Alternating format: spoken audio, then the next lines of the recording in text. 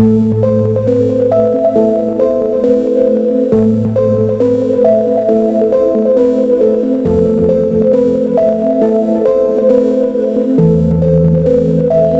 everyone, and welcome back to the channel.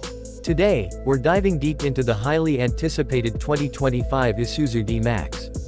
This truck has been making waves with its rugged design, impressive capabilities, and a host of new features. So, buckle up as we take a closer look at what makes the 2025 D-Max a true contender in the pickup truck segment. Exterior. Let's start with the exterior. The 2025 D-Max boasts a bold and muscular design, with a prominent grille, sleek lines, and a confident stance. It's clear that Isuzu has focused on creating a truck that looks as good as it performs.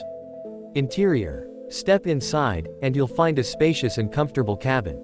The interior is designed with both functionality and style in mind, featuring high-quality materials, modern technology, and ample storage space.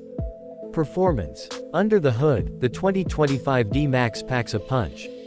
It offers a range of powerful engines, delivering impressive torque and towing capabilities.